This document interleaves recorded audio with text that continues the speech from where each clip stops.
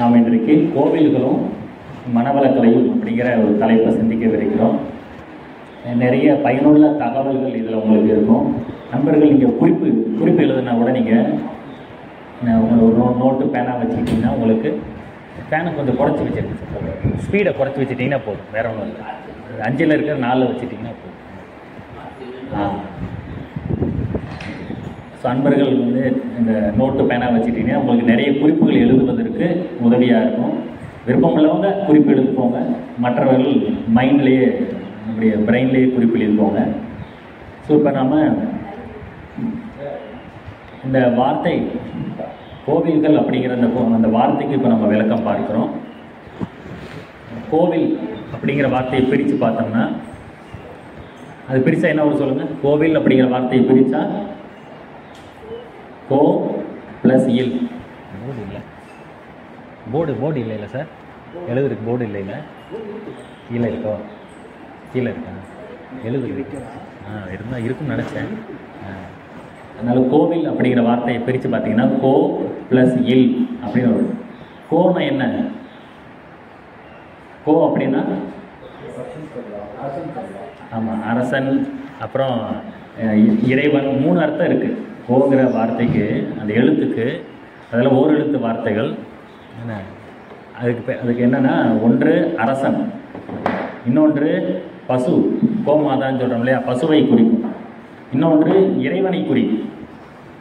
கோன்ற பசு, அரசன், இறைவன். ஸோ இந்த இடத்துல இறைவனை குறிக்கக்கூடிய வார்த்தை தான் கோ. இல்னா இல்லம். ஸோ இறைவன் இருக்கும் இல்லம். கோவில் அப்படிங்கிற வார்த்தை இறைவன் இருக்கும் இல்லம். கோவிலுக்கு இன்னொரு மாற்று சொல் என்ன? கோவில் அப்படிங்கிறதுக்கு மாற்று சொல் இன்னொரு வார்த்தை யூஸ் பண்ணுறோம்ல, என்னது? ஆலயம். ஆலயம்னு சொல்கிறோம் இல்லையா. ஆலயங்கிற வார்த்தையும் மகரிஷி விளக்கம் சொல்லும்போது அங்கே ஆ ப்ளஸ் லயம் அப்படின்னு சொல்லுவாங்க. ஆ ப்ளஸ் லயம். அப்படின்னா இந்த இடத்துல ஆன்மாவை குறிக்கும். ஓகே, சும்மா சிம்பிளாக எழுதுறதுக்கு மட்டும் இல்லை. இது குனிஞ்சு எழுதணும், இதுனா குனிஞ்சு எழுதணும். சரி விட்டுருங்க, அங்கே நான் வெளிச்சம் படிக்கும், நான் விட்டுருங்க. சாஞ்சிரும். சரி விட்டுருங்க. எனக்கு மார்க்கர் மட்டும் கொஞ்சம் தள்ளி வச்சுட்டு. அதனால் ஆலயம் அப்படிங்கிற வார்த்தை ஆனா என்ன சொன்னோம்? அப்படிங்கிற வார்த்தை அந்த ஆன்மாவை குறிக்கும். லயம், ஆன்மா லயமாகும் இடம். அப்போது கோவில்ங்கிற வார்த்தை இறைவன் இருக்கும் வீடு அப்படிங்கிறது குறிக்குது. ஆலயம் அப்படிங்கிற வார்த்தை ஆன்மா லயமாகும் இடம். சுருக்கமாக சொன்னால் தியானத்தை குறிக்கிறது, மனவளக்கலையை குறிக்கிறது, குண்டலினி யோகத்தை குறிக்கிறது, யோக பயிற்சியை குறிக்கும். ஸோ ஆலயம் லயமாகும் இடம். ஸோ ஆன்மா லயமாகும் இடம் இது தவம் தான். இப்போ கோவில்கள் எல்லாமே தவசாலைகளாக இருந்தது. மார்க் இருக்கா சார்? மார்க் இருக்கு. ஓகே, இருக்குது. ஸோ ஆலயங்கிற வார்த்தை தவம் செய்யக்கூடிய தவச்சாலை. ஆலயங்களே மனவளக்கலை மன்றங்கள், குண்டலினி யோக மையங்கள் அப்படிங்கிற வார்த்தை தான் அந்த இடத்துல குறிக்குது. அதே போல் கோவில்ங்கிற வார்த்தை இறைவன் இருக்கும் இடம். அப்போது ஒரு வார்த்தை தியானத்தையும் இன்னொரு வார்த்தை இறைவனையும் குறிக்குது. அப்போனா என்ன, அந்த தியானத்தின் மூலமாக இறைவனை அடையலாம். இதுதான். அதனால தான் இந்த கடவுளுங்கிற வார்த்தையை கடவுளுங்கிற வார்த்தை நமக்கு விளக்கம் தெரியும் இல்லையா? நம்ம எல்லோரும் அது பிரித்து முன்னாடி மகரிஷி புக்கில் படிச்சிருப்போம். கடவுள்னா என்ன? கடை ப்ளஸ் உள்ளே கடந்து போ அப்படிங்குது. உள்ளே கடந்து போ. அப்போ அதுவும் தியானத்தை குறிக்குது. ஆலயங்கிற வார்த்தையும் தியானத்தை குறிக்குது. கடவுளுங்கிற வார்த்தையும் தியானத்தை தான் குறிக்குது. அதே போல் பார்த்தீங்கன்னா இந்த கடவுளுக்கு இங்கிலீஷில் ஒரு வார்த்தை இருக்குது. அதுதான் இது டிவைன். டிவைன்கிற வார்த்தையை கேள்விப்பட்டிருக்கீங்களா? நம்முடைய வாழ்க வளமுடன் அதுக்கு இங்கிலீஷில் என்ன? வாழ்க வளமுடன் அப்படிங்கிறதுக்கு மகரிஷி இங்கிலீஷில் கொடுத்துருக்கிறார், தெரியுமா? Be blessed by divine, be blessed by the divine அப்படின்னு சொல்லுவோம். Be blessed by the divine அப்படின்னு. வாழ்க வளமுடனுங்கிறது அப்படியே நம்ம மொழிபெயர்க்க முடியாது, மகரிஷி அப்படி கொடுக்கல. அதுபோல் பி பிளஸ்டுனா ஆசீர்வதிக்கப்பட்டவர்களாக இருங்கள், டிவைனா இறைவனால் ஆசீர்வதிக்கப்பட்டவராக இருங்கள் அப்படின்னு மகரிஷி ஆங்கில அறிவில் அப்படி கொடுத்துருக்குறாரு.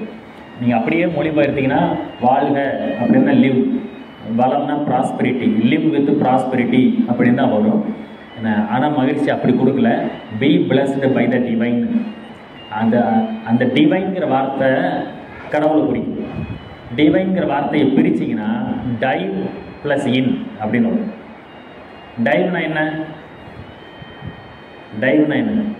மூழ்குவது, அமிழ்வது, தண்ணீரில் மூழ்குவது. இன்னா இன்சைடு, அப்போ உள்ளே மூழ்கு. இப்போ கடவுளுங்கிற வார்த்தை உள்ளே கடந்து போ அப்படிங்கிறது.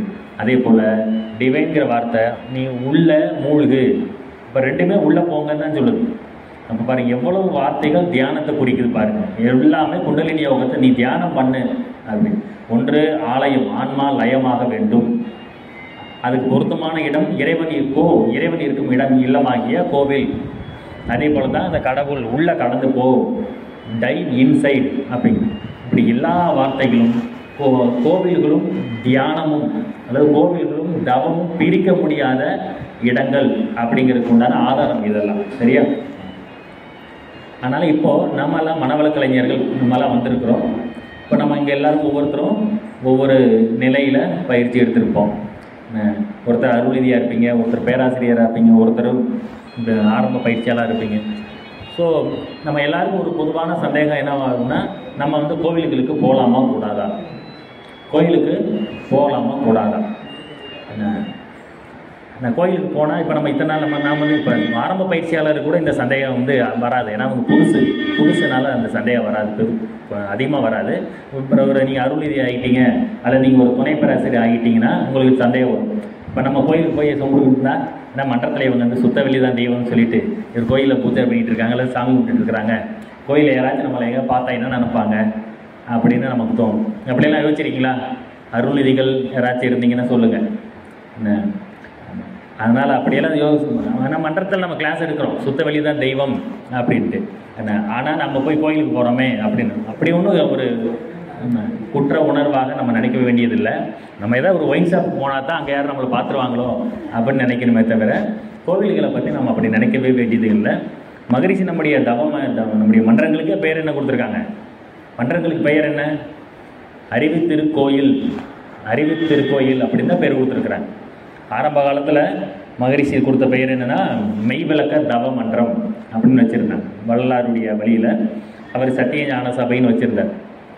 தெரியும் இல்லையா? வள்ளலாருடைய சத்திய ஞான சபை அப்படின்னு. அந்த சத்தியம் அப்படின்னா மெய், இறைவனை குறிக்கும்.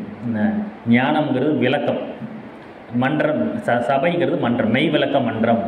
அது தவம் சேர்த்து மெய் விளக்க தவ மன்றம் அப்படின்னு மகிழ்ச்சி வச்சாங்க. பிற்காலத்தில் அது மனவளக்கலை மன்றம், மனவளக்கலை மன்றம் அப்படின்னு. அதுதான் பிற்காலத்தில் மகிழ்ச்சி கடைசியாக கொடுத்த பேர் அறிவு திருக்கோயில் அப்படின்னு வச்சாங்க.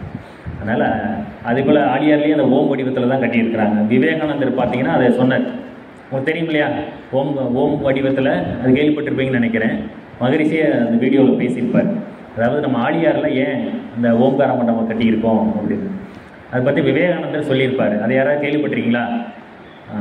என்ன சொன்னார் சொல்லுங்கள் மகரிஷி.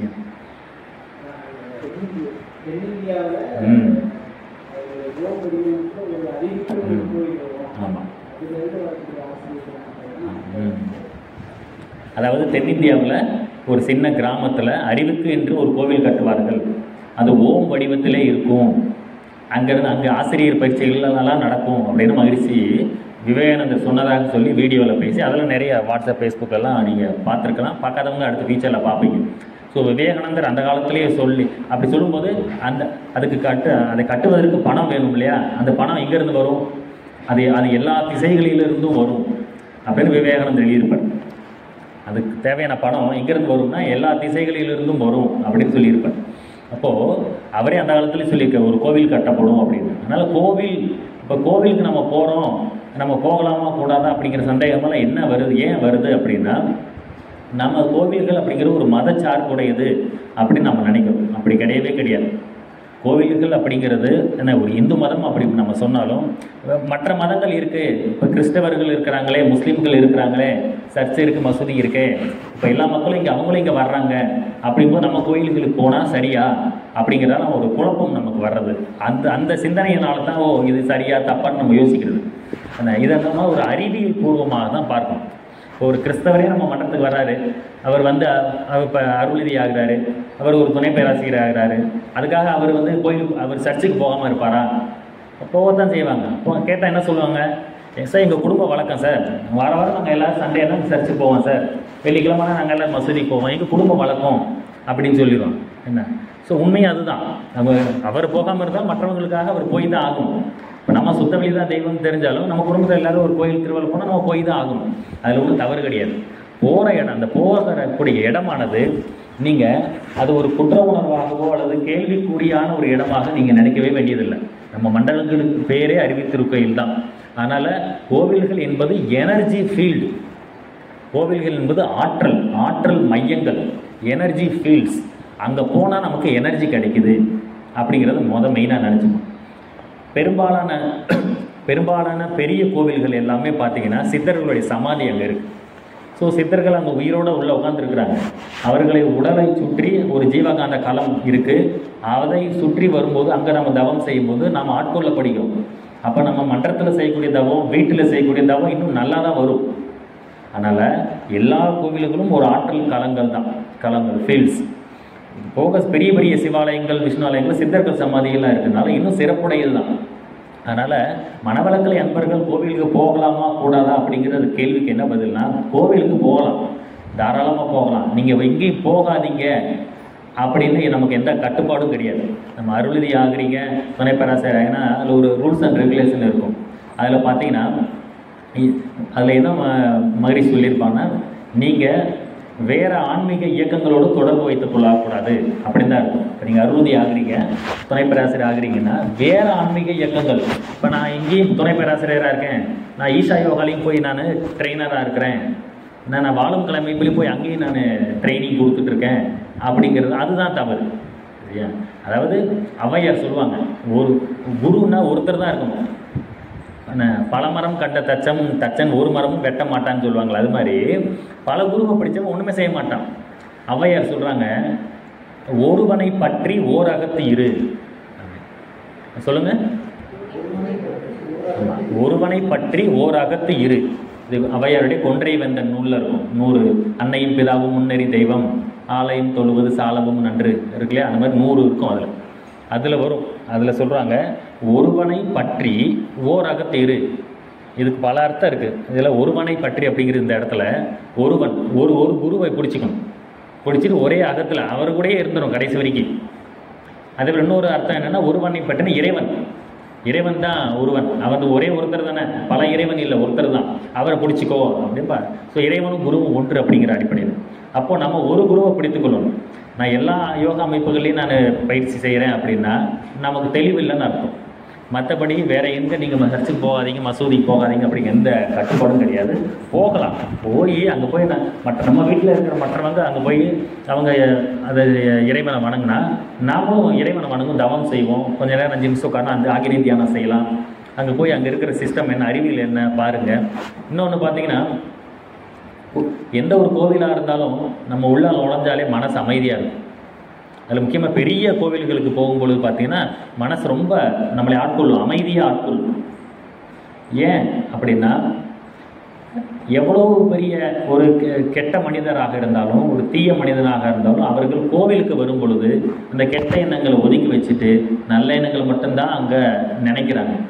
அந்த ஃபீல்டு அங்கே இருக்கும், அந்த அலைகள் அங்கே இருக்கும். இப்போ நம்ம வீட்டில் தவம் செய்கிறோம், மன்றத்தில் வந்து தவம் செய்கிறோம், ரெண்டு வித்தியாசம் இருக்கு இல்லையா? மன்றத்தில் வந்து தவம் செஞ்சால் நமக்கு இன்னும் நல்லா வரும். ஏன்? இங்கே தொடர்ந்து தவம் செஞ்சு அந்த ஃபீல்டு அந்த ஃபீல்டு வந்து ரொம்ப முக்கியம். ஃபீல்டு அப்படிங்கிறது ரொம்ப ரொம்ப அலைகள் நிறைந்திருக்கக்கூடிய இடம். ஒவ்வொரு இடத்துக்கும் ஒரு அலைகள் இருக்கும், அந்த அலைகளுக்குன்னு ஒரு சக்தி இருக்கும். அதை மகரிஷி பார்த்தீங்கன்னா அந்த நம்ம தவ தொடக்கத்திலே வருதில்ல, நாம் அமர்ந்துள்ள இடத்தை சுற்றிலும் நல்ல தெய்வீக ஆற்றலே நிரம்பின. அது ஏன் அதை சொல்கிறோம்? நம்ம ஒரு மேல் பதிவு போடுறோம். ஏன்னா ஒவ்வொரு இடத்துலையும் ஒவ்வொரு விதமான அலைகள் இருக்கும், முரண்பட்ட அலைகள். இப்போ ஒரு வீட்டில் எப்போ பார்த்தாலும் சண்டை போட்டுக்கிட்டே இருக்கிறாங்க அப்படின்னா அங்கே போய் உட்காந்து தவம் பண்ணால் தவமே வராது. ஏன்னா முரண்பட்ட எதிர்மறை அலைகள் தான் இருக்கும்.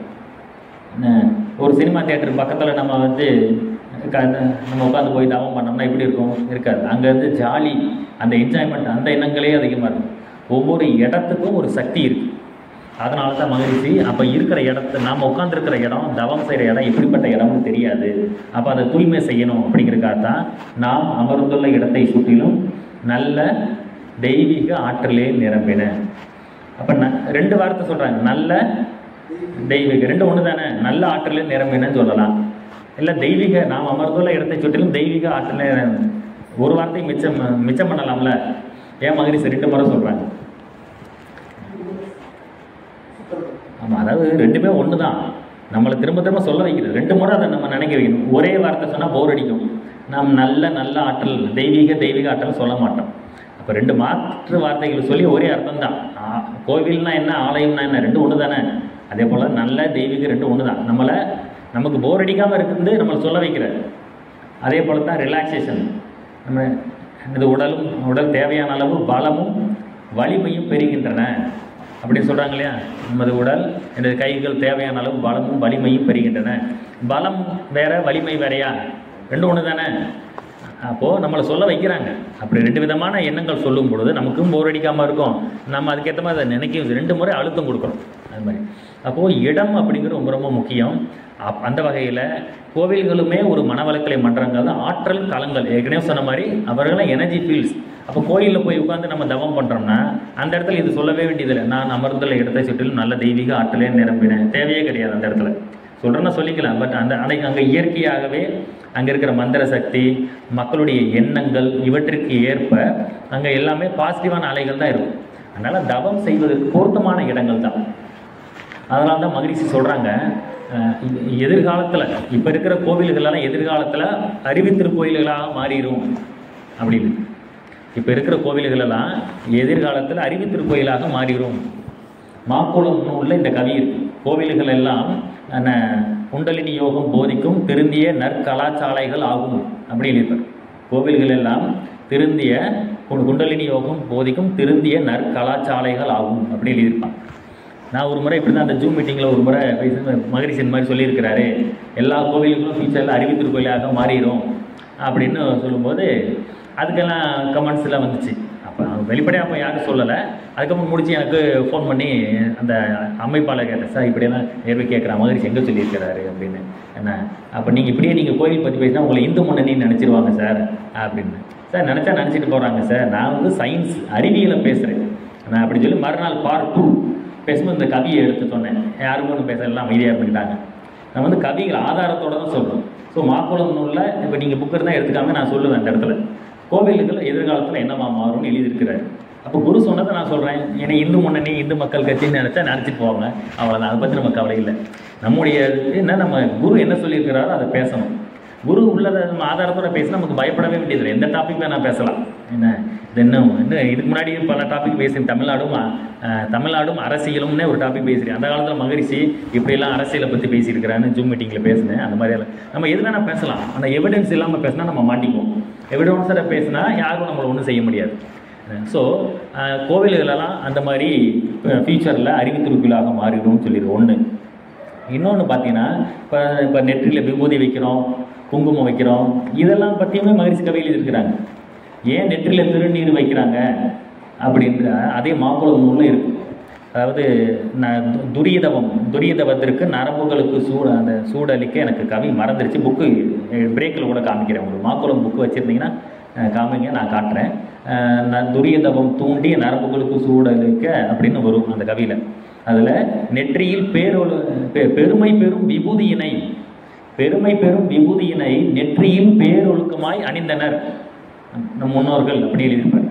இப்போ விபூதியை திருநீரை மகரிஷி என்ன சொல்கிறாங்கன்னா, பெருமை பெறும் விபூதியினை பேரொழுக்கமாய் நெற்றியில் அணிந்தனர் அப்படின்னு சொல்லியிருப்பாங்க. அதுக்கடுத்து குங்குமத்தை பற்றி ஒரு இடத்துல சொல்லியிருப்பார். அது எனக்கு அந்த கவி ஞாபகம் இல்லை. அதே போல் சந்தனம் கூலிங்கான ஒரு எஃபெக்ட். பொதுவாக நெற்றியில் இருக்கக்கூடிய எல்லாமே ஒரு சயின்டிஃபிக் பேக்ரவுண்டோடு இருக்கும். ஸோ அதன்படி கோவில்களில் இருக்கிற எல்லாமே சயின்ஸு தான். ஸோ உங்களுக்கு பேசிக் ஐடியா இப்போ உங்களுக்கு கிடச்சிருக்குன்னு நினைக்கிறேன். அதாவது ஃபஸ்ட்டு மனவள கலைஞர்கள் நாம் கோயிலுக்கு போகலாமா கூடாதுன்னு தாராளமாக போகலாம். அங்கே போய் அங்கே இருக்கிற அறிவிகளை பார்க்கலாம். அங்கே போய் நம்ம நல்லா தவம் பண்ணலாம். அங்கே இருக்கிற ஆற்றல் களம், அங்கே இருக்கிற ஒரு பஜனை எல்லாத்தையும் நம்ம தாராளமாக கலந்து கொள்ளலாம். ஆனால் அதை டீப்பாக அகத்தாய்வு பண்ண வேண்டிய அளவுக்கு அது வந்து கெட்ட இடங்கள் கிடையாது. இந்த மகரிஷி எங்கேயுமே நீங்கள் கோயிலுக்கு போகாதீங்க அப்படின்னு சொல்லலை, வேறு ஆன்மீக அமைப்புகளோட தொடர்பு வைத்துக் கொள்ளக்கூடாதுன்னு சொல்லியிருக்கிறாங்க. தவிர நம்முடைய குடும்ப வழக்கப்படி நம்ம கோவில்களுக்கு போகலாம். ஒரு மனசு இப்போ டெய்லி எனக்கு மன்றத்துக்கு போகிறோம், ஒரு நாள் மன்றத்துக்கு லீவு அப்புறம் அன்றைக்கி மாதிரி கோயிலுக்கு போய் அங்கே போய் தவம் பண்ணிட்டு வரலாம். முக்கியமாக மலை கோவில்களுக்கு போகலாம். அங்கே போய் பார்த்திங்கன்னா உயரமான இடங்கள்னு பார்க்கும்போது மனசு நிறைய விஷயங்கள் பார்க்கும், மனசு விரிவடையும். இப்போ நிறைய பயிற்சிகள் அதில் இருக்குது, நிறைய ஆக்சிஜன், பியூர் ஆக்சிஜன் இருக்கும். அப்படி நிறைய சயின்டிஃபிக்காக தான் வடிவம் வச்சுருப்பாங்க. ஃபார் எக்ஸாம்பிள், ஸோ இந்த பேசிக் ஐடியாவை ஞாபகம் வச்சுக்கோங்க. தாராளமாக கோயில் போகலாங்க, அதெல்லாம் ஆற்றல் களங்கள். சரியா, அங்கே இருக்கிற அறிவியலை பாருங்கள், அங்கே அது முடிஞ்ச வரைக்கும் தவம் பண்ணுங்க, அவ்வளோ. அதுக்கடுத்து பார்த்திங்கன்னா இந்த கோவில்கள் பார்த்திங்கன்னா சில கோவில்கள் 7 மலைகளுக்கு மேலே இருக்குது. அது நம்முடைய 7 சக்கரங்களுக்கு குறிக்கக்கூடியதான். நம்ம திருப்பதி மலை இருக்கு இல்லையா, திருப்பதி மலை 7 மலைகளுக்கு மேலே தானே இருக்குது, 7 மலை. அந்த 7 மையங்கள் நம்முடைய 7 சக்கரங்கள் தான். மூலாதாரம், சுவாதிஷ்டானத்தில் துரியத்தை வரைக்கும் குறிக்குது. இதே போல் தமிழ்நாட்டில் ஒரு கோயில் இருக்குது 7 மலைக்கு மேலே. யாராவது சொல்லுங்கள். ஆந்திராவில் திருப்பதி இருக்குது 7 மலைக்கு மேலே. தமிழ்நாட்டில் அதே மாதிரி ஒரு கோவில் இருக்குது. 7 மலைக்கு மேலே போனால் தான் அங்கே சிவன் இருப்பார். இல்லை, சதுரகிரிங்கிறது அத்தனை மலை வராது, கம்மி தான். கோயம்புத்தூரில் இருக்காது, வெள்ளியங்கிரி மலைன்னு இருக்குது. கோவையில் வெள்ளியங்கிரி மலை, அதுக்கு அடியில் தான் ஈஷா யோகா மையம் இருக்கும். அது பக்கத்தில் ஒரு சிவன் கோவில், பூண்டி சிவன் கோவில்னு இருக்கும். அங்கேருந்து மேலே இருக்கும். அந்த வெள்ளியங்கிரி மலை பார்த்திங்கன்னா 7 மலைகள் கடந்தால் மேலே போகும். நீங்கள் யூடியூப்பில் சர்ச் பண்ணி பாருங்கள், வெள்ளியங்கிரி மலை பயணம் அப்படி போட்டிங்கன்னா வரும். நான் போயிருக்கேன். மேலே போகிறதுக்கு 5 மணி நேரம் ஆகும், இறங்க 4 மணி நேரம் ஆகும். 7 மலைகள் கடந்து போகணும். ரொம்ப 6000 அடி ஹைட்டுக்கு மேலே சிவன் கோவில் இருக்கும். அந்த 7 மலைகள்ங்கிறது நம்ம உடம்புல இருக்கிற 7 மையங்களை தான் குறிக்குது. நம்முடைய மூலாதாரம், சுவாதிஷ்டானம் இதுதான். அப்போது இப்போ இவங்க பாருங்கள், கோவில்கள் உள்ளே இருக்கப்பட்ட கோவில்கள் இருக்கக்கூடிய லொக்கேஷனே பாருங்கள். அவங்க பாருங்கள் 7 மலைகளை கணக்கு பண்ணி அப்படி வச்சுருக்குறாங்க. இப்போ திருப்பதிக்கு மலைக்கு மேலே அங்கே போனால் அவர் அங்கே பெருமாள் இருக்கிறார், இங்கே சிவன் இருக்கிறார். இந்த தத்துவமெல்லாம் என்ன அப்படிங்கிறது அடுத்தடுத்து நான் சொல்கிறேன். அதுக்கு முன்னாடி கோவில்களில் இருக்கக்கூடிய சயின்ஸ், இன்னும் என்னென்ன சயின்ஸ் இருக்குது அப்படிங்கிறத ஒன்றா நம்ம படிப்படியாக பார்க்கலாம். ஃபஸ்ட்டு அந்த அறிமுகத்தில் ஸ்டார்டிங்கில் உங்களுக்கு சொன்னேன், அந்த விளக்கத்தை கொஞ்சம் ரீகால் பண்ணிக்கோங்க. கோவில்ங்கிற வார்த்தையை பிரித்தா என்ன வரும்? கோ ப்ளஸ் இல். அதுக்கு என்ன விளக்கம்? கோன்னா என்ன? பசு. அரசன், இறைவன். இந்த இடத்துல இறைவனை குறிக்கும். இறைவன் இருக்கும் இல்லம், இறைவன் வாழும் இல்லம். அப்புறம் ஆலயம்னா ஆன்மா லயமாகும் இடம். ஆமாம். அதே போல் கடவுள்கிற வார்த்தை கட ப்ளஸ் உள்ள கடந்து போ. அதே போல் இங்கிலீஷில் டிவைன்கிற வார்த்தை டைவ் இன் அப்படின்னு குறிக்கும். அப்போ இதை பேசிக் ஐடியா வச்சுக்கோம். அப்போ சொன்னோம் சார் இதெல்லாம் தியானத்தை குறிக்குது அப்படி சொல்கிறீங்க. உண்மையாகவே நீங்கள் சொல்கிற மாதிரி வேறு ஏதாவது தியானத்துக்கு உண்டான அமைப்புகள் அங்கே இருக்கா அப்படின்னா இருக்குது. ஃபஸ்ட்டு பஞ்சேந்திரிய தவம். நாம் மன்றத்தில் செய்கிற பஞ்சேந்திரிய தவம் அங்கே இருக்குது. எங்கே இருக்குது சொல்லுங்கள்? எப்படி இருக்குது? கோவிலில் பஞ்சேந்திரிய தவம் இருக்குது. எப்படி யோசிங்க. கோவிலில் பஞ்சபூத நவகிரக தவம் இருக்குது, தெரியுமா? நவகிரக தவம் இருக்குன்னு சொன்னால் உங்களுக்கு புரிஞ்சிருக்கும். நவகிரக வழிபாடு இருக்குது. அதேபோல் பஞ்சபூத தவமும் இருக்குது. இப்போ பஞ்ச இந்திரிய தவம் சொல்லுங்கள். கோவிலில் பஞ்சேந்திரிய தவம் இருக்குது, இப்பயுமே இருக்குது. எல்லா கோவில்களுமே இருக்குது பஞ்சேந்திரிய தவம். நாம் இன்றைக்கி அகத்தாய்வில் கற்றுக்கொள்ளக்கூடிய பஞ்சேந்திரிய தவத்தை நாம் இப்படி கற்றுக்கொள்ளணும், செய்யணும் அப்படிங்கிறத அந்த காலத்திலேயே அவங்க குறிப்பால் உணர்த்தி இருக்கிறாங்க. அதான் சொன்னோம், கோவில்கள் எல்லாம் ஒரு காலத்தில் குண்டலினி யோகம் சொல்லிக் கொடுக்கக்கூடிய இடமா தான் இருந்திருக்கு. ஃபியூச்சர்லேயும் அப்படி தான் ஆக போகுது. நடுவில் தான் அப்படி இல்லாமல் இருக்குது.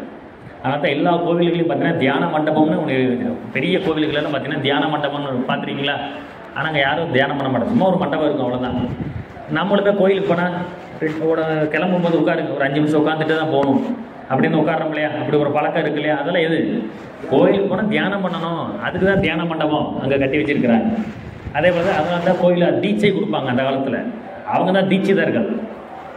பிராமணர்களில் ஒரு பிரிவு, நிறைய பிரிவு இருக்குது. ஐயர், ஐயங்கார், சாஸ்திரி அப்படின்னு. அதே போல் தீட்சிதர்கள்னு ஒரு குரூப் இருக்குது. சிதம்பரத்தில் இருக்கிறாங்க தீட்சிதர்கள் அப்படின்னு. தீட்சை கொடுப்பவர்கள் தீட்சிதர்கள். அப்போ கோவிலில் தியான மண்டபம் இருக்குது. கோயிலுக்கு போனால் கண்ணை மூடி கொஞ்சம் நேரம் உட்காந்துட்டு தான் வரணுங்கிற பழக்கம் நம்மக்கிட்ட இருக்குது. அப்படி தீட்சை கொடுப்பதற்காகவே தீட்சிதர்கள் இருக்கிறாங்க. அதுக்கடுத்து பக்தன், பக்தன்கிற வார்த்தை தமிழில், இங்கிலீஷில் என்ன? டிவோட்டி. இன்னொரு வார்த்தை இருக்குது, சொல்லுங்கள். 2 வார்த்தை இருக்குது இங்கிலீஷில். பக்தன் தமிழில் சொல்கிறோம், இங்கிலீஷில் டிவோட்டி. இன்னொரு வார்த்தை டிசைபிள் அப்படின்னு கேள்விப்பட்டீங்களா? டிசைபிள் கேள்விப்பட்டீங்க? டிசைபிள் அதான் ரெண்டையும் குறிக்கும். சரி, டிசைபிள் அப்படிங்கிறது என்னென்னா என்ன? அதுவுமே பக்தனை குறிக்கும். அந்த டிசைபிள் அப்படிங்கிற வார்த்தை என்ன? ஆக்சுவலாக அதுக்கு பேர் டிசிபிள் அப்படிங்கிற வார்த்தை நம்ம உச்சரிக்கும் போது டிசைபிள். அது மகரிஷி சொல்கிறாங்க, தீட்சிதர்கள் தீட்சை எல்லாருக்கும் கொடுக்க மாட்டாங்க. ஒருத்தர் கோயிலுக்கு ரெகுலராக வந்துட்டு இருக்கான்னா அதில் யார் பெஸ்ட்டு, அதில் யார் ஒழுக்கமாக இருக்கிறாங்க, அதில் யாருக்கு தகுதி இருக்குது அப்படின்னு அந்த தகுதியை பார்த்து தான் அவங்கள மட்டும் தனியாக கூப்பிட்டு போய் தியான மண்டபத்தில் உட்காந்து தீட்சை கொடுப்பாங்களாம். அந்த காலத்தில் அப்படி இருந்திருக்கா. அப்போது அவனுடைய தகுதி எதை பார்த்து முடிவு பண்ணணும்? அப்படி ஒழுக்கத்தை பார்த்து கண்டுபிடிக்கணும். அவன் ஒழுக்கமாக இருக்கிறானா, அப்போ டிசிப்ளின் இருக்கா? அவன் டிசிப்ளினாக இருந்தால் அவன் தான் எலிஜிபிள் ஃபார் டிசைபிள். புரியுதா? டிசைபிள்ங்கிற வார்த்தை டிசிப்ளின்ங்கிற வார்த்தையிலேருந்து வந்துச்சு. இப்போ மந்த்துங்கிற வார்த்தையில் மூன்த்துன்னு இருக்கும், அதுதான் மந்த்துன்னு மாறிச்சு. அதே போல் பார்த்தீங்கன்னா டிசிப்ளின் யாருக்கு ஒரு a man with discipline he becomes disciple. நம்ம அது எழுதிக்கிட்டே சொன்னால் நல்லா தான் இருக்கும். எதை கண்டினியூட்டி விட்டு போயிடுன்னு யோசிக்கிறேன். ஸோ இந்த மாதிரி இப்போ ஒழுக்கமாக இருப்பவர்களுக்கு மட்டும்தான் செலக்ட் பண்ணி தீட்சை கொடுப்பாங்க, எல்லாருக்கும் தீட்சை கொடுக்க மாட்டாங்க. அப்போது இதெல்லாமே ஒரு காலத்தில் குண்டலினி யோகம் சொல்லிக் கொடுக்கக்கூடிய இடங்களாக தான் இருந்திருக்கு. அடுத்து இப்போ ஏற்கனவே ஒரு கொஸ்டின் சொன்னோம் இல்லையா, பஞ்சேந்திரிய தவம் இருக்குது, எங்கே இருக்குது? ஸோ யோசிங்க.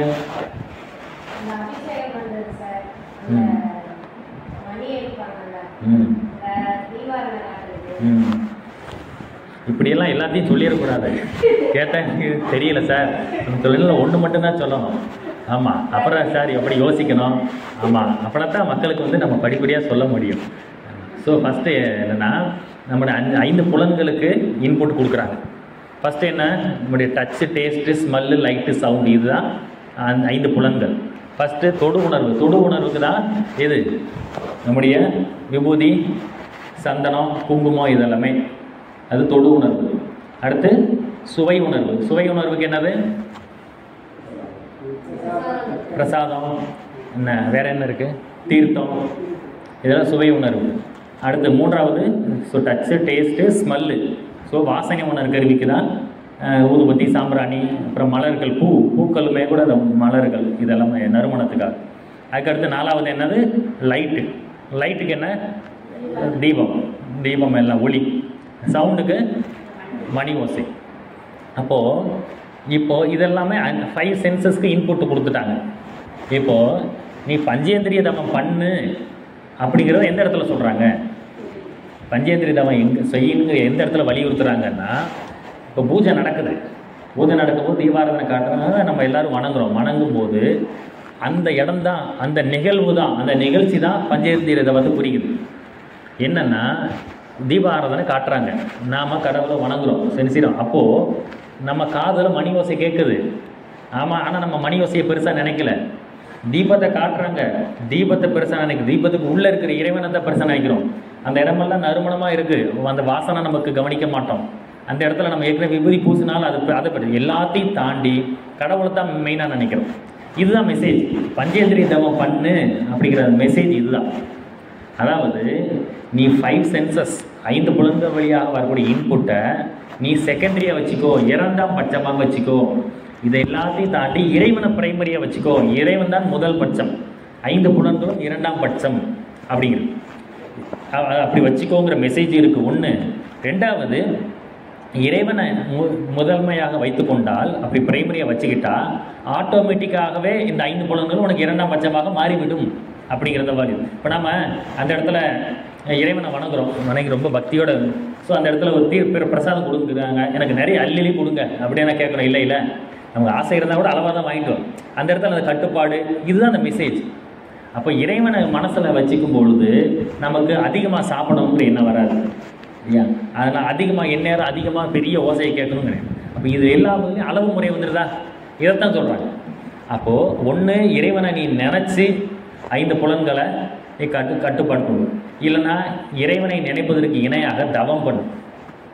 தவம் பண்ணால் அது இறை வழிபாடு தான். இது பார்த்தீங்கன்னா மனவளக்கலை பாகம் 1ல் இந்த பின்னாடி கடைசியில் பார்த்தீங்கன்னா மகரிஷி சில கவிகள் எழுதியிருப்பாங்க. அதில் மகரிஷி ஒரு இடத்துல சொல்கிறாங்க, அகத்தவம். அப்போ ஆகினை தவம் பண்ணுறோம், இன்றைக்கி துரிய தவம் பண்ணோம்.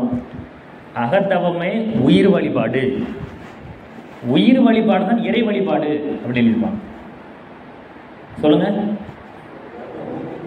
அகத்தவமே உயிர் வழிபாடு தான் இறைவன் வழிபாடு. இப்போ நீங்கள் ஆகினை தவம் பண்ணுறோம், நம்ம துரிய தவம் பண்ணுறோம்னு அர்த்தம் நம்ம உயிரை நம்ம வழிபடுறோம், நம்ம உயிரை நம்ம வணங்குறோங்கிற, நம்ம அறிவை வணங்குறோம் மகிழ்ச்சி மற்ற எழுதிப்பாங்க. இப்படி இதுவும் ஒரு கருத்து மகிழ்ச்சி எழுதியிருக்காங்க. அந்த புக்கில் பின்னாடி பாருங்க, இருக்கும் காட்டுறேன்.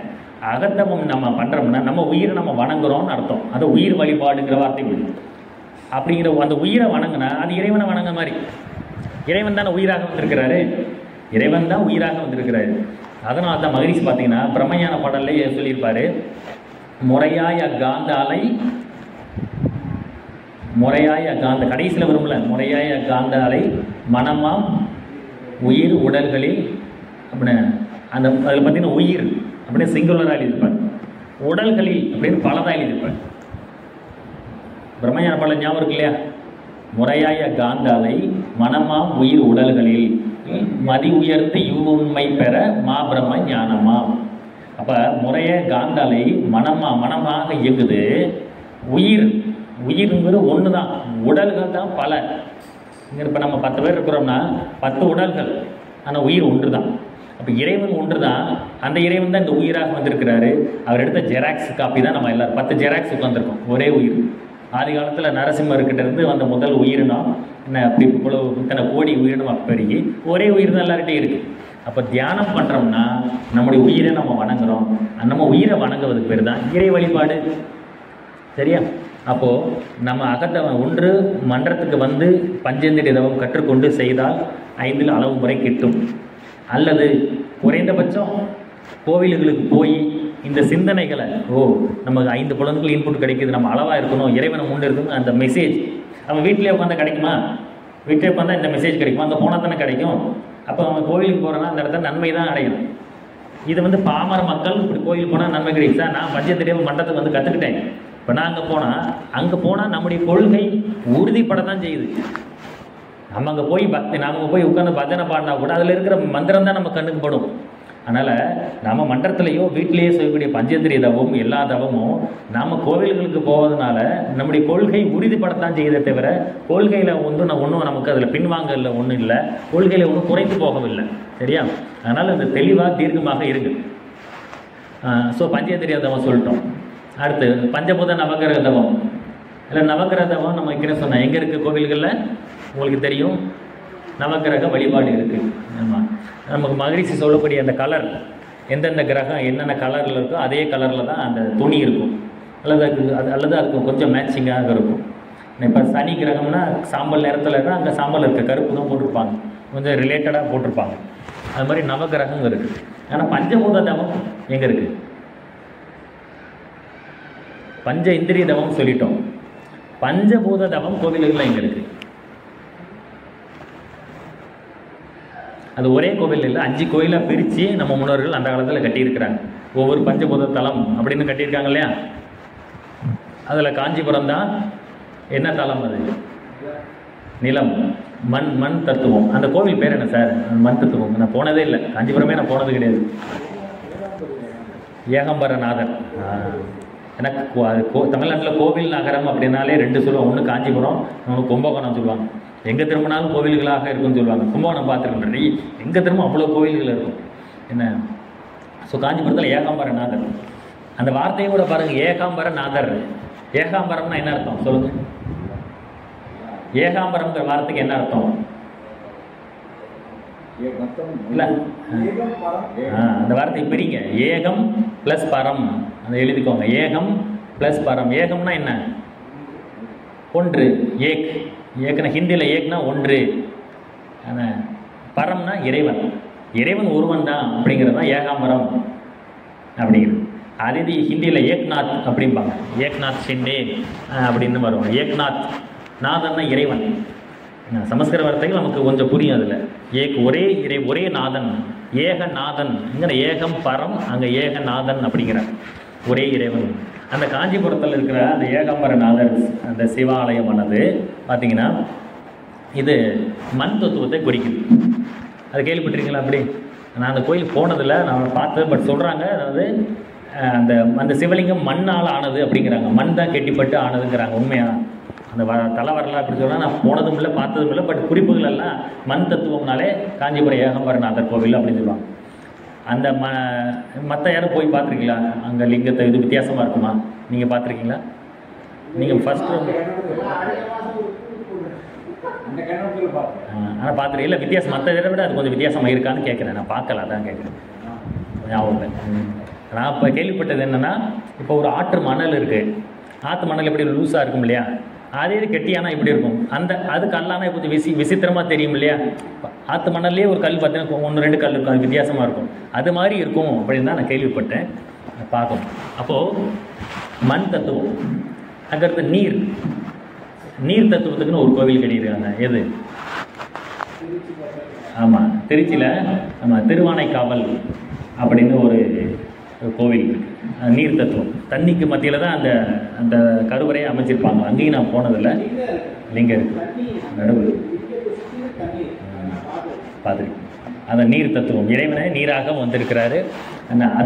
அந்த கோவில் திருவானைக்காவல் கோவிலானது நீர் தத்துவத்தை குறிக்குது. இது போக நீர் தத்துவத்துக்கு ஒரு தனியாக முக்கியத்துவம் கொடுப்பதற்காகவே எல்லா கோவில்களையும் இந்த தெப்பக்குளம் வச்சுருக்காங்க இல்லையா? அந்த தெப்பக்குளமானது நீர் தத்துவம். நீரின்றி அமையாது உலகு நமக்கு தெரியும் இல்லையா? நீங்கள் அப்போது எல்லா கோவில்களும் ஏன் தெப்பக்குளம் வச்சுருக்கிறாங்கன்னா, ஒன்று மழைநீர் சேகரிப்பு, அது ஒரு பேசிக் அண்டர்ஸ்டாண்டிங். இது போக சில இடங்களில் பார்த்தீங்கன்னா கோவிலுடைய சைஸை விட அதுக்கு ஈக்குவலாகவோ சம்டைம்ஸ் அதை விட பெருசாகவே இருக்கும் தெப்பக்குளங்கள். அந்தளவுக்குலாம் இருக்கும். அதெல்லாம் என்னென்னா அதாவது பஞ்சபூதங்களில் ரொம்ப ரொம்ப முக்கியமானது தண்ணி தான். அப்படி தானே? அப்படி பஞ்சபூதங்களில் முக்கியமானது ரொம்ப ரொம்ப தண்ணி. ஏன்னா அதனால தான் அவங்க அலுவலர் சொல்லியிருக்காரு, நீரின்றி அமையாத உலகம் தான், காற்றின்றி அமையாது, நிலமின்றி அப்படி சொல்லலை. அதெல்லாமே அங்கேயே தான் இருக்கும். நிலம் இங்கேயே தான் இருக்கும், காற்று இங்கேயே தான் இருக்கும், ஓடி போகாது.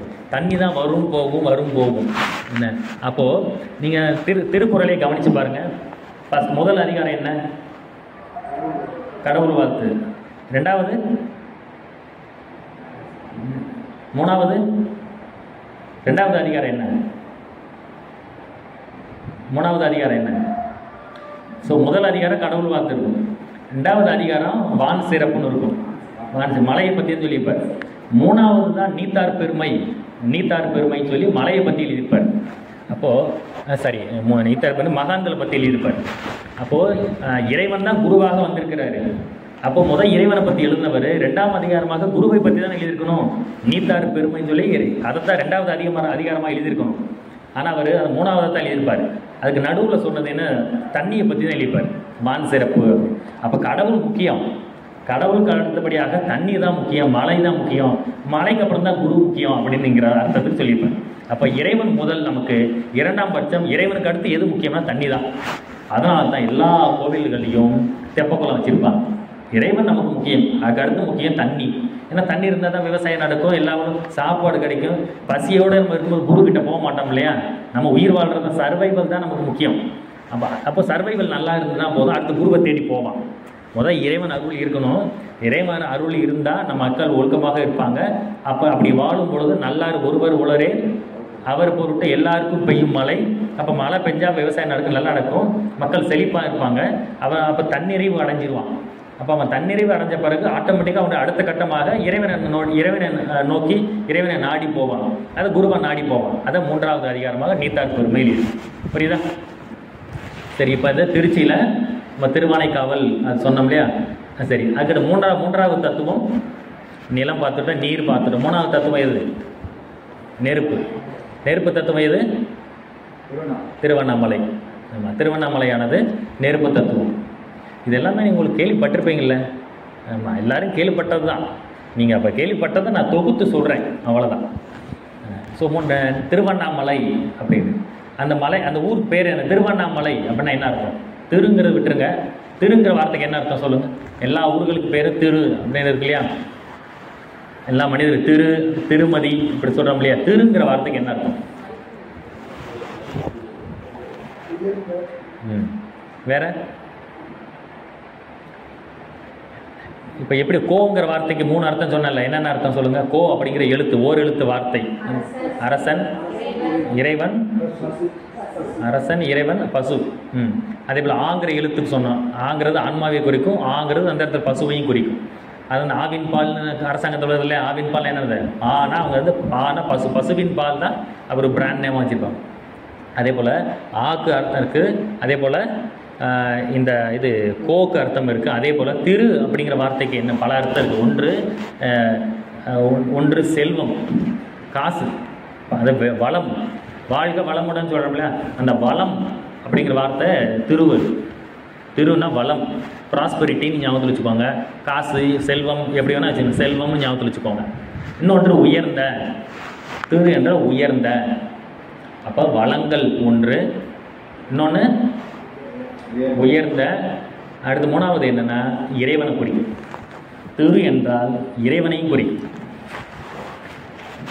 திருங்கிற வார்த்தை அதனால தான் திருமால் அப்படின்னு, திருமால். அப்போ ஒவ்வொரு மனுஷன் முன்னாடியும் நம்ம முன்னோர்கள் திரு அப்படிங்கிற வார்த்தையை சேர்த்துருப்பாங்க. அதே இது கோவில்களெல்லாம் போனீங்கன்னா அருட்திரு அப்படின்னு எழுதியிருப்பாங்க. ஒரு மடாதிபதியம் தவத்திருன்னு எழுதியிருப்பார். தவத்திரு மருதாச்சல அடிகளார், தவத்திரு இந்த அடிகளார் அப்படின்னு தான் எழுதியிருப்பாங்க. அவங்களாம் தவம் செய்து தான் அந்த மடத்தையும் இந்த கோயிலை கட்டினாங்க. அவங்ககிட்ட நம்ம அருளை வாங்குகிறோம். அது அருள் திரு, அருள் திரு அப்படிங்கிற இந்த இடத்துல இப்போ எல்லா மனிதருக்கு முன்னாடியும் திருங்கிற வார்த்தையை சேர்க்கறதுக்கு என்ன காரணம்னா, எல்லாருமே இறைவன், இறைவன் தானே உயிராக வந்திருக்கிறாரு, எல்லாமா வந்திருக்கிறாரு. திரு ஏகாம்பரம், திரு அண்ணாமலை அப்படின்னா அந்த மனிதனுக்கே பேர், அவர் வந்து இறைவன் தான் இவராக வந்திருக்கிறாரு, இறைவன் தான் இந்த திருமதியாக வந்திருக்கிறாங்க அப்படின்னு அர்த்தம். அப்போது ஒரு மனிதன், ஒரு இறைவன் தான் இன்றைக்கி 800 கோடி 1000 கோடி ஜனத்தொகையாக வந்திருக்குன்னா 1000 கோடி இறைவனாக இருக்குது. கடல் இருக்குது, ஒரு கடல் தானே, ஒரே ஒரு கடல் தான். ஆனால் உலகம் முழுக்க கடற்கரை பல இருக்குது, அதில் கோடிக்கணக்கான அலைகள் வந்துக்கிட்டு இருக்குது. அப்படி தானே? ஒரே ஒரு கடல் தான் கோடிக்கணக்கான அலைகளாக பீச்சில் ஆர்ப்பரித்து கொண்டு இருக்கிறது. அதே போல தான் ஒரே ஒரு இறைவன் தான் எல்லா மக்களாகவும் வந்திருக்கிறாரு அப்படிங்கிறத குறிப்பு தான் திரு. மனிதர்கள் பெயருக்கு முன்னாடி திருங்கிற வார்த்தை வந்துச்சுன்னா அது இறைவனை குறிக்கும். இறைவனே மனிதனாக வந்துள்ளான் அப்படிங்கிறத குறிக்குது. அதே இது இந்த ஊர்களுக்கு முன்னாடி, இப்போ திருவண்ணாமலை இதெல்லாம் சொல்கிறோம், ஊர்களுக்கு முன்னாடி திருன்னு வந்துச்சுன்னா அது உயர்ந்த, வளம் நிறைந்த, இறைவனால் ஆசீர்வதிக்கப்பட்ட, அப்படி அந்த அர்த்தத்தில் குறிக்கும். உயர்ந்த, மற்ற இடத்த விட அது உயர்ந்த இடம்பா. மற்ற இடங்களை விட மன்றங்கள் உயர்ந்த இடமா இருக்கு இல்லையா? நம்ம வெளியில் உட்காந்து ஒரு பஸ்ஸில் போயிட்டு இருக்கும்போது தவம் பண்ணுறதை விட அதை விட உயர்ந்தது மன்றம். இங்கே வந்து தவம் பண்ணி, இது திரு மன்றம். அதே போல தான் அந்த அந்த குறிப்பிட்ட இடங்களுக்குன்னு ஒரு சக்தி இருக்கும், அதனால் திருன்னு வச்சுருப்பாங்க இல்லையா? சரி, இப்போ திருவண்ணாமலை சொன்னோம் இல்லையா, நெருப்பு தத்துவம். அண்ணாமலைன்னா என்ன அர்த்தம்? அண்ணாமலைங்கிற வார்த்தைக்கு என்ன அர்த்தம்? மலைனா மலை. ஆமாம்,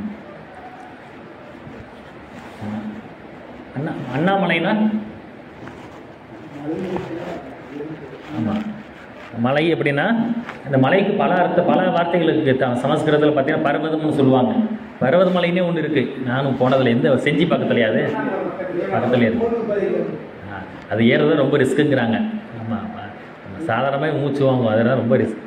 பர்வதம்னாலே மலை தான், மலைனாலும் மலை தான். பர்வத மலைனாலே மலை தான், மலை அதுதானே. அதேபோல் சைலம்னாலே மலை தான். ஸ்ரீசைலம் அப்படின்னு ஆந்திராவில் அப்படி தானே சொல்லுவாங்க அந்த இடத்துக்கு. ஸ்ரீசைலம், ஸ்ரீ பெருமாளுக்கு குறிக்குது, இறைவனுக்கு குறிக்குது. திருமலை, நம்ம திருமலைங்கிறோம்ல, திருமலை திருப்பதிங்கிறோம்ல, அதான் ஸ்ரீசைலம். ஸ்ரீனா திரு, சமஸ்கிருதத்தில் ஸ்ரீ, தமிழில் திரு, என்ன சைலம்னா மலை. திருமலை திருப்பதி அப்படிங்கிறத ஸ்ரீசைலம் திருப்பதி. அப்போ அதே தான் சேலம். சேலத்தில் அந்த ஊருக்கு பேரே சேலம், சைலம். சைலம்ங்கிற வார்த்தை தான் சேலம்னு மாறியது. சேலத்தை ஒட்டி அந்த பெரிய அந்த ஏற்காடு மலை, அந்த இதெல்லாம் பெரிய மலை இருக்காங்க. இந்த கந்தகுரு கவசத்தில் கூட அங்கே வரும், அந்த கந்தகிரின்னு வரும், அவர் எழுதியிருப்பார். அந்த மறந்துருச்சு எனக்கு, அந்த ஞாபகம் இல்லை, அந்த கந்தகிரி அந்த மலைன்னு எழுதியிருப்பார். அது மாதிரி மலையை மட்டும். அப்போ அண்ணாமலைங்கிற வார்த்தை என்னென்னா, அண்ணாத அப்படின்னா நெருங்க முடியாதன்னு அர்த்தம். அண்ணாத மலை, அண்ண முடியாத மலை. அண்ணுதல் அப்படின்னா நெருங்குதல். அண்ணாத அண்ணா ஆனால் நம்ம நெருங்க முடியாத. இப்போ நெருப்பை நெருங்குவோமா? நெருப்பை நெருங்க முடியாது இல்லையா? அதுபோல் அந்த நெருப்பு தத்துவத்தை குறிக்கிற வார்த்தை தான் திருவண்ணாமலை. உயர்ந்த நெருங்க முடியாத மலை. அது நெருப்பு, ஸோ நெருங்க முடியாது, அதனால் நீ சுற்றி தான் வரணும். நெருப்பை நம்ம சுற்றி தானே, யாகத்தை நம்ம நெருப்பு சுற்றி தானே வர்றோம். நெருப்பு உள்ளையா இறங்குவோமா? இல்லை. அதுபோல் நீ வந்து அந்த மலையில் ஏறுவது பெரிய விஷயம் கிடையாது, அந்த மலையை நம்ம சுற்றி வந்தால் போதும். அந்த மலை எப்பொழுதுமே உஷ்ணமாக இருக்கும் அப்படின்லாம் நிறைய சொல்கிறாங்க. எனக்கு தெரியல, திருவண்ணாமலைக்கு நான் போனதில்லை, காஞ்சிபுரமும் போனதில்லை, திருவண்ணாமலையும் போனதில்லை. அதுக்கடுத்து 3 தத்துவம் சொன்னோமா, நிலம், நீர், நெருப்பு, அடுத்து காற்று. காற்று தத்துவம் எங்கே இருக்குது? ஆமாம், காளகஸ்தி. அங்கே சிவலிங்கம் எப்படி இருக்கும் சார்? அங்கேயும் போனதில்லை, சொல்லுங்கள். இந்த 5 முதல் 4 நான் போனதே இல்லை, அது 4வது இந்த காளகஸ்தி. காளகஸ்தி அங்கே சிவலிங்கம் பார்த்தீங்கன்னா ஏதோ ஒரு சுருள் வடிவத்தில் இருக்குன்னு சொல்லுவாங்க. அது பாம்பு சுருண்ட இடத்துல ஒரு உள்ளுக்குள்ளே கேப் இருக்கும் அப்படின்னா உண்மையாக. நான் கூகுளோடு சர்ச் பண்ணி பார்த்தா அப்படி தான் வருது. உள்ள காற்று தத்துவத்தை குறிக்கும் விதமாக இப்போ ஒரு சிவலிங்கமே இப்படி சுருள் வடிவத்தில் இப்படி இருந்தால் எப்படி இருக்கும், உள்ளுக்குள்ளே கேப் இருந்தால் எப்படி இருக்கும், அது மாதிரி இருக்குங்கிறாங்க. நம்ம யூடியூப்பில் பார்த்தா வந்துடும், நான் பார்ப்போம். அதான் காளகஸ்தி, அது வந்து காற்று தத்துவத்தை குறிக்கக்கூடிய இடம். இறைவன் தான் காற்றாக வந்திருக்கிறாரு. அந்த சிவபெருமான் காற்றாக வந்திருக்கிறாரு. திருவண்ணாமலையில் நெருப்பாக இருக்கிறாரு, காஞ்சிபுரத்தில் மண்ணாக இருக்கிறாரு, திருச்சியில் அவர் தண்ணீராக இருக்கிறாரு. கடைசியாக நிலம், நீர், நெருப்பு, காற்று, கடைசியாக என்ன? ஆகாசம், ஆகாயம். அது எந்த இடத்துல இருக்கு? ஆகாய தத்துவம் எங்கே இருக்கு சொல்லுங்க. ஆமாம், சிதம்பரம் கோவில் தான், சிதம்பரம் நடராஜர் கோவில் தான் இந்த ஆகாய தத்துவம். என்ன ஆகாயம்னா என்ன? ஆகாயம்னா என்ன? நம்முடைய மனவளக்கலை தத்துவத்தை வழியே சொல்லுங்கள். ஆகாயம்னா எதை குறிக்குது? விண், உயிர், ஆகாசம், ஆகாயம், இதெல்லாம் ஒரே பொருளை தான் குறிக்கும். இந்த பிரபஞ்சம் ஃபுல்லாகவே விண்கலம் தான். இறைவன் தான் விண்ணாக மாறி இருக்கிறாரு, விண் தான் பஞ்சபூதங்களாக மாறி இருக்கு. ஸோ அந்த விண்ணானது சிதம்பரம் நடராஜர் கோவிலில் சொல்கிறாங்க. என்ன அப்படின்னா, அந்த இது இருக்கு இல்லையா, நடராஜர் நடனம் ஆடுறாரு இல்லையா, அந்த வட்டம் தான் விண். விண்ணுக்கு உள்ளேயும் எம்டியாக இருக்கும், வெளியிலையும் எம்டியாக இருக்கும். சைபர் இருக்கு இல்லையா, 0. சைபருக்கு உள்ளே என்ன இருக்குது, வெளியில் என்ன இருக்குது? ஒன்றும் இல்லை. சைபருங்கிறது விண் தத்துவத்தை குறிக்கும். அணுவுக்கு உள்ளேயும் ஒன்றும் இல்லை, வெளியிலையும் ஒன்றும் இல்லை. ஏன்னா இறைவெளியே தன்னிருக்க சூழ்ந்தழுத்தும் ஆற்றல், இதன் திணிவு மடிப்பவில்லை சுழலும் நுண் விண்ணாம். இப்போ நம்மளை நாமளே கம்ப்ரஸ் பண்ணி ஒரு பொருளை உருவாக்குனா அந்த பொருள் மத்தியில் நம்ம தான் இருப்போம். இப்போ பூமியோட எடை, பூமியோட வெயிட் எவ்வளவு? சார் எங்கள் வெயிட்டே நாங்கள் இன்னும் செக் பண்ணலை சார், நாங்கள் ரொம்ப நாள் ஆச்சு. ஆமாம், இதில் வெயிட் லாஸ் வேறு போயிட்டுருக்கோம், போனோம் நான். அப்போது நம்ம வெயிட்டே நமக்கு தெரியல, பூமியோட வெயிட் என்ன? அதை சயின்டிஸ்ட் சொல்கிறாங்க 6000 லட்சம் கோடி டன் அப்படிங்கிறாங்க. 6000 லட்சம் கோடி டன் அப்படின்னு சொல்கிறாங்க. இவ்வளோ வெயிட் உள்ள பூமியானது மகரிஷி சொல்கிற கான்செப்ட் படி மிதந்துக்கிட்டு தான் இருக்குது. அப்போ தாங்குகிற பொருள் வலிமையாக இருக்குது. இவ்வளோ வெயிட்டு, அப்போ அந்த பூமியை சுற்றி வெயிட் இல்லை. பூமி 6000 லட்சம் கோடி டன்னு. ஆனால் அந்த பூமிக்கு வெளியில் வெயிட்டே கிடையாது, மிதந்துக்கிட்டு தான் இருக்குது. நமக்கு மேலே நிலா இருக்குது, அது இவ்வளோ வெயிட்டு நம்ம மேலே விழலை. அப்போ பூமிக்கு வெளியில் வெயிட் இல்லை, வெளியில் எம்டி. பூமிக்கு மத்தியில் நம்ம பஞ்சபூத தவத்தில் நெருப்பு தத்துவத்தை, பூமிக்கு மத்தியில் நெருப்பு இருக்குது, மேலே வரைக்கும் நெருப்பு. அந்த நெருப்புக்கும் மத்தியில் பார்த்தீங்கன்னா மையப்புள்ளியில் சுத்த வெளி தான் இருக்குது, ஒன்றுமே இருக்காது. இப்போ சூரியனுக்கு மத்தியில் ராகு கேது உருவாகிறது நம்ம நவகிரகத்தில் பார்க்குறோம் இல்லையா, அணுக்கள் செயலிருந்து போய் விடுகின்றன. அங்கே என்ன இருக்குது? வெயிட் இருக்காது. அதே போல் பூமியோட மையத்தில் வெயிட் 0. அப்போ பூமிக்கு வெளியிலையும் வெயிட் 0, பூமிக்கு உள்ளேயும் 0, நடுவில் தான் அந்த வெயிட். அப்போ இதெல்லாம் என்ன கான்செப்ட்னா, அணுக்களின் கூட்டு தான் பூமி, நிலா, சந்திரன், சூரியன் எல்லாமே. அணுக்களில் என்ன கான்செப்ட் இருக்கோ அதுதான் இந்த உலகத்தில் இருக்கும். அதன்படி சிதம்பரம் நடராஜர் கோவிலானது அணுக்களுடைய கான்செப்டை, அந்த கருத்தை மையப்படுத்தி உருவாக்கியிருப்பாங்க. ஸோ அணுவை பற்றின இந்த சயின்ஸை தெரிந்து கொள்வோம். ஆனால் பூமி ஏன் உருண்டையாக இருக்குது, எல்லா கோள்களும் உருண்டையாக இருக்குது, இதுக்கெல்லாம் என்ன காரணம்னா அணுக்கள் உருண்டையாக இருக்கும். அணு அல்லது விண், உயிர் எல்லாம் ஒரே பொருளுக்குள். வெளியில் இருந்தால் அணு, உடம்புக்குள்ளே இருந்தால் உயிர், அவ்வளோதான். அப்போ அது எல்லாமே உருண்டை வடிவத்தில் இருக்குது. ஏன் உருண்டையாக இருக்குது? பூமி ஏன் உருண்டையாக இருக்குன்னு கேட்டால் அணுக்களுக்கு கூட்டு, அதனால் உருண்டையாக இருக்குதுன்னு சொல்கிறேன். சரி, அணு ஏன் உருண்டையாக இருக்குது? அணு ஏன் கோள வடிவத்தில் இருக்குது? ப்ளஸ் அணுக்களுடைய மையப்பகுதியில் ஏன் ஒன்றும் இல்லை? சொல்லுங்கள், நீங்கள் தெரிஞ்சிருந்தாலும் சொல்லுங்கள். சொல்லுங்கள், அப்படியே ஒரு டிஸ்கஸ் பண்ணுங்கள். அணு ஏன் உருண்டையாக இருக்குது? ஆனால் கோள்கள் ஏன் உருண்டையாக இருக்குது? எல்லாமே கோள வடிவத்தில் இருக்குன்னா, ஆமாம், சுத்தவெளி எல்லா சைடும் சூழ்ந்து அழுத்தி கொண்டே இருக்கிறது. ஒரு இடத்துல ப்ரெஷர் இல்லைன்னா அந்த அப்படி லீக் ஆகிடும், அந்த ஷேப் வராது. அப்புறம் ஒரு லட்டு செய்கிறோம், நீங்கள் எல்லா சைடும் ப்ரெஷர் கொடுத்தா தானே அந்த லட்டு அந்த வரும், கோள வடிவம் வரும். ஒரு சைடு ப்ரெஷர் கொடுக்கலன்னா அது பிதுங்கி அந்த ஷேப்புக்கு வராது இல்லையா? அப்போ சுத்தவெளி பூமியை சுற்றி, அணுவை சுற்றி, சூரியனை சுற்றி, நிலாவை சுற்றி, எல்லாத்தையும் அணுவை சுற்றி, அந்த மாதிரி அணுக்களுக்கு இடையிலேயும் அணுக்களுக்கு மத்தியிலேயும் இறைவன் அறிவாக இருக்கிறான். அப்போ சூழ்ந்து அழுத்துறதுனால எல்லா சைடும் சுத்தவெளி ப்ரெஷர் கொடுக்குது. ஸோ அது கோள வடிவத்தில் இருக்கும். அப்போ அந்த கோள வடிவத்துக்கு வெளியில் யார் ப்ரெஷர் கொடுக்குறா? கோள வடிவத்துக்கு வெளியில் யார் ப்ரெஷர் கொடுக்குறா? இறைவன் தானே. இறைவன் எம்டி தானே. அப்போ எல்லா அணுவை சுற்றி, எல்லா உருவங்களை சுற்றி எம்டி தான் இருக்கும். இப்போ இறைவனுக்கு உள்ள என்ன, அணுவுக்கு நடுவில் என்ன இருக்குது? அதே எம்டி தான் இருக்கும். ஏன்? ஏன்னா இறைவன் தான் தன்னைத்தானே இறுக்கி வந்திருக்கிறாரு. அப்போ அவரே ஒரு பொருளை உருவாக்கினா அவருடைய மையப்பகுதியில் அவர் தான் இருப்பார். இப்போ நம்ம தான், நம்முடைய உடலில் இருக்கிற ஆற்றல் தான் நம்மளையே நம்முடைய வித்துவலை சுருக்கி நம்முடைய பிள்ளைகளாக நம்ம மலர்ச்சி அடைஞ்சிருக்கிறோம். அப்போ அந்த பிள்ளைகளுக்குள்ளே யார் இருக்கிறா? நம்ம தான் இருக்கிறோம். நாம தான் நம்முடைய வித்துவலை நம்ம சுருங்கி இருக்கிறோம். மகிழ்ச்சி கான்செப்ட் ரொம்ப டீப்பாக போனால் நம்ம டாபிக் மாறிடும். அதனால் நாம தான் இப்போ அலை விரியவும் செய்யும், கருமையத்தில் சுருங்கவும் செய்யுது இல்லையா? அப்போது நம்ம அலைகளாக விரிந்து உலகத்தோடு தொடர்பு விடுறோம். ஆனால் எல்லாமே கருமையத்தில் நம்ம சுருங்கவும் செய்யுது.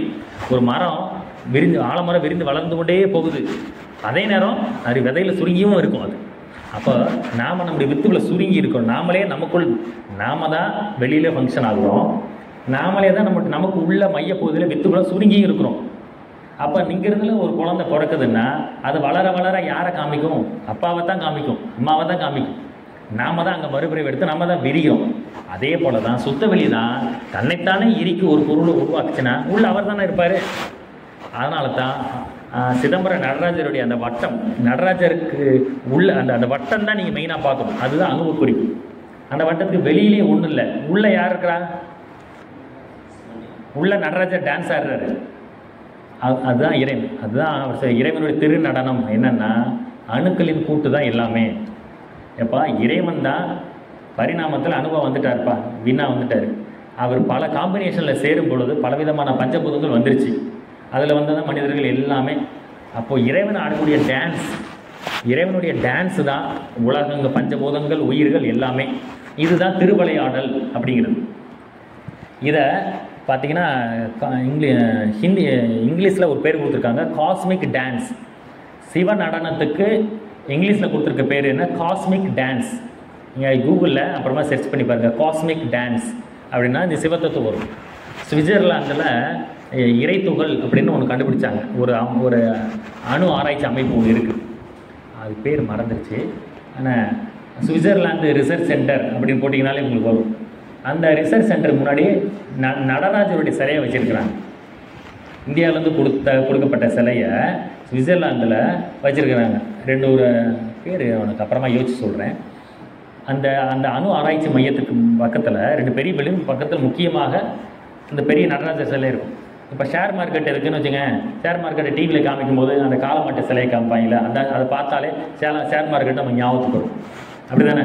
அதே போல தான் அங்கே அந்த சுவிட்சர்லாந்துடைய அந்த ரிசர்ச் மையத்துக்கு நடராஜர் சிலையை தான் வச்சுருப்பாங்க, அதை தான் காமிப்பாங்க. அவங்க தான் இறைத்துகள்னு ஒன்று கண்டுபிடிச்சிருக்கிறாங்க. நம்ம விண்ணு கண்டுபிடிச்சிருக்கோம்லையே, மகரிஷி சொன்ன வின் தான். அதை அதுக்கடுத்து இறை துகள்னு ஒன்று கண்டுபிடிச்சிருக்கிறாரு. இன்னும் அவங்க அதை கண்டுபிடிக்கல, ஜஸ்ட் விண்ணுக்கு அடுத்து ஒரு சின்னதை கண்டுபிடிச்சிருக்காங்க. அதுக்கு பேர் அவங்க இறை துகள் பேர் வச்சுட்டாங்க. இன்னுமே நிறைய இருக்குது அதில். அதை கண்டுபிடிச்சி அவங்க தான் சொல்கிறாங்க, இந்த மாதிரி இந்தியாவில் சிதம்பரத்தில் நடராஜர் கோவில் இருக்குது, அந்த வட்ட வடிவம்னு அணுவின் சுழற்சியை குறிக்குது, அது காஸ்மிக் டான்ஸு, அதை தான் இங்கே வச்சுருக்கோம்னு சொல்கிறாங்க. நீங்கள் பிரேக்கில் கூட என்ன காட்டுங்க, நான் அந்த சுவிட்சர்லாந்து ரிசர்ச் அண்ட் யூடியூப்லேயே உங்களுக்கு காமிக்கிறேன். ஸோ அப்போ பஞ்சபூத தலங்கள், இப்போ ஏற்கனவே கோவில்களில் நம்ம பஞ்சேந்திரிய தவத்தை பார்த்தோம், அதுக்கடுத்து நவகிரக தவத்தை பார்த்தோம், கடைசியில் இப்போ பஞ்சபூதத்தை பற்றி பேசிகிட்டு இருக்கோம். நம்ம என்ன டாபிக் பேசினாலும் மையப்பகுதிக்கு மறுபடியும் வந்துடும். நான் வேறு சொல்லி அப்படியே போயிட்டா உங்களை எங்கேயோ கூப்பிட்டு போன மாதிரி. அப்போ மறுபடியும் பஞ்சபூதங்களுக்கு வந்துடும். அப்போ பஞ்சபூதங்களை முதல்ல சொல்லுங்கள். நில தத்துவம் இது, மண் தத்துவத்துக்கு எங்கே? காஞ்சிபுரம் கோவில். அடுத்து நீர் தத்துவத்துக்கு திருச்சி திருவானைக்காவல் கோவில். அதுக்கடுத்து மூணாவது என்ன சொன்னோம்? திருவண்ணாமலை. கரெக்ட், திருவண்ணாமலை. அண்ணாமலை அப்படிங்கிறது நெருங்க முடியாத மலை. அதுக்கடுத்து நாலாவது காற்று காளகஸ்தி. அஞ்சாவது சிதம்பரம். ஸோ இந்த மாதிரி நிறைய சிதம்பரம் கோவிலானது பார்த்தீங்கன்னா 9 வாசலோடு இருக்கும். அது உடலில் இருக்கிற 9 வாசலை குறிக்கும் அப்படின்னு சொல்கிறாங்க. அந்த கூரை தகடு எல்லாம் நிறைய மீனிங் சொல்கிறாங்க. 21,600 ஆணி அடிச்சிருப்பாங்க எல்லாம் சொல்கிறாங்க. அதெல்லாம் நம்முடைய மூச்சு அப்படின்னு குறிக்கிறாங்க. நிறைய சொல்கிறாங்க, எனக்கு தெரியல.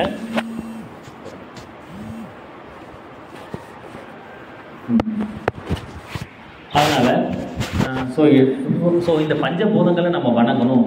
இறைவனே பஞ்சபூதங்களாக வந்திருக்கிறாரு அப்படிங்கிறது புரியும். இந்த நடராஜர் கோவிலில் தான் பார்த்தீங்கன்னா இவர் நம்ம மாணிக்க வாசகர் பார்த்தீங்கன்னா அங்கே சமாதி அடைஞ்சிருப்பார். ஜீவசமாதி அடையலை. ஆனால் அவர் பார்த்தீங்கன்னா அந்த கோயிலோடையே அப்படி கலந்துருப்பாருன்னு சொல்லுவாங்க. அது கதை வேற கதை அது. பட் அந்த கான்செப்டை மட்டும் சொல்லிடுறேன். அந்த மாணிக்க வாசகர் திருவாசகத்தில் இந்த பஞ்சபூதங்களை பற்றி சொல்லியிருப்பார். இறைவன் தான் பஞ்சபூதங்களாக வந்திருக்கிறாரு அப்படிங்கிறத அவர் சொல்கிறாரு. பாரிடை ஐந்தாய் பறந்தாய் போற்றி, பாரிடை ஐந்தாய் பறந்தாய் போற்றி. ஃபோன்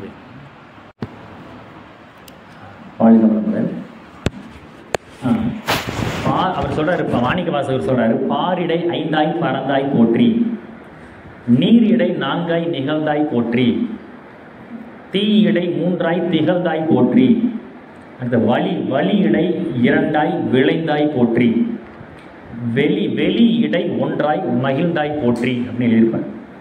அதாவது அவர் சொல்ல சிவபெருமானை பற்றி பாடுறாரு. சிவபெருமானே, நீ மண்ணில் பாருன்னா மண் தத்துவம், மண் நிலம், மண்ணில் நீ 5ஆக இருக்கிற, பாரிடை 5ஆய் பறந்தாய் போற்றி, மண்ணில் நீ 5 நம்பராக இருக்க, 5 நம்பராக இருக்க. அடுத்து ரெண்டாவது என்ன சொன்னால், நீர் இடை 4ஆய் நிகழ்ந்த, தண்ணியில் நீ 4ஆக இருக்கிற, தீ இடை 3ஆய் திகழ்ந்தாய் போற்றி, தீயில் நெருப்பில் நீ 3ஆக இருக்கிற, வலினா காற்று, வலி இடை 2ஆய் விளைந்தாய் அப்படின்னு இருப்பேன், காற்றுல நீ 2ஆக இருக்க. அடுத்து வெளினா சுத்தவெளிக்குது தான் விண்ணா வந்திருக்கு, அது 1, விண்ணுனா 1, அந்த விண்ணு அதுதான் பூதமும் சரி. இதை இப்போ இது புரியுதா உங்களுக்கு? அந்த 5, 4, 3, 2, 1னா என்ன, அதை சொல்லுங்கள். இந்த நம்பர் புரியுது உங்களுக்கு? 5ல் நெருப்பில் 3, காற்றுல 2, எது அந்த என்ன அர்த்தம் அந்த நம்பரு? அது மகரிஷி சொல்கிறாங்க, பிரபஞ்ச பரிணாமத்தில் சொல்கிறார் மகரிஷி, சுத்தவெளி தானே விண்ணா மாதிரி இருக்குது, விண்ணின் கூட்டு தானே விண் பலன்னு நெருங்கி இயங்குனா காற்றுன்னு நெருங்கி இயங்குனா அது நெருப்பு, காற்றும் நெருப்பும் சேர்ந்து இயங்குனா அது தண்ணி இன்னும் கெட்டியாச்சுன்னா, தண்ணியில் இன்னும் விண் கூட்டு நெருங்கி இயங்குனா அது நிலம், அது ஐஸ் கட்டியாகுது பார்க்குறோம். அப்போது விண்ணு தான் அடுத்தடுத்து எல்லாமா மாதிரி இருக்கா. அப்போ மகரிஷி சொல்கிறாங்க, ஒரு மண் இருக்குது, ஒரு கல் இருக்குது, அந்த கல்லை நீங்கள் பார்க்குறீங்க. அந்த கல்லை நீங்கள் பார்க்கும்போது மகரிஷி சொல்கிறது, இந்த கல்லில் 95% சுத்தவெளி இருக்குது, 5% விண் துகள்கள் இருக்குது. ஸோ 95:5 இதுதான் ரேஷியோ. அப்போ நீர் தத்துவம் தண்ணியை பார்க்குறோம். இந்த தண்ணியை பார்க்கும்போது இதில் 96% சுத்தவெளியும் 4% விண் துகளும் இருக்குது மகரிஷி சொல்லக்கூடிய கணக்கு. அடுத்து அப்போ நெருப்புக்கு சொல்லுங்கள், நெருப்பு பார்க்குறோம். அதில் 97% சுத்தவெளியும் 3% நெருப்பு இருக்கு. அடுத்து காற்றுல எத்தனை? காற்றுல சுத்தவெளி எத்தனை சதவீதம்? காற்றுல எத்தனை சதவீதம்? 98%. அப்போ 2% விண் துகள்கள் இருக்குது. அதுக்கடுத்து கடைசியாக நெருப்பு. இது விண்ங்கிறது 99% சுத்தவெளி, ஒரே ஒரு சதவீதம் விண். அந்த விண்ணு தான் விண். இப்போ புரியுதா? இப்போ அந்த மாணிக்க வாசகருடைய பாடல் பாருங்க. அவர் சிதம்பரம் நடராஜரை பார்த்து பாடுறாரு. பாரிடை ஐந்தாய் பறந்தாய் போற்றி. இறைவா, நீ நிலத்துல மண்ணில் நீ 5 இருக்கிற. இப்போ புரியுதா? என்னது சொல்லுங்க. இல்லை, அது என்ன அர்த்தம்? நிலத்தை பார்த்து நீ 5 இருக்குன்னு அர்த்தம். நிலத்துக்குள்ள அவர் கல்லை பார்க்குறாரு. நிலத்தை ஆஹா, இதில் 95% இறைவன் நீயும், 5% உன்னுடைய பரிணாமமாகிய விண்ணும் இருக்குது அப்படின்னு அந்த ஒரு அறிவியல் பார்வையோடு பாடுறாரு.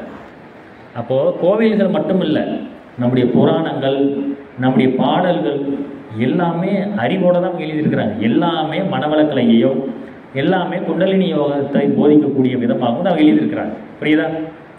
சரி, இப்போ என்னென்ன பார்த்தோம்? இவ்வளோ நேரம் என்ன பார்த்தோம்? ஸ்டார்டிங்கில் கோயில்களை பற்றின அண்டர்ஸ்டாண்டிங் பார்த்துட்டோம்.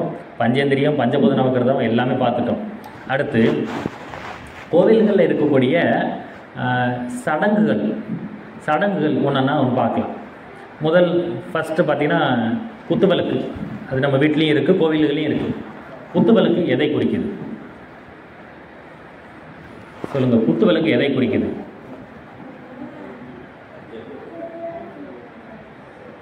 குத்துவிளக்கு எதை குறிக்கிறது?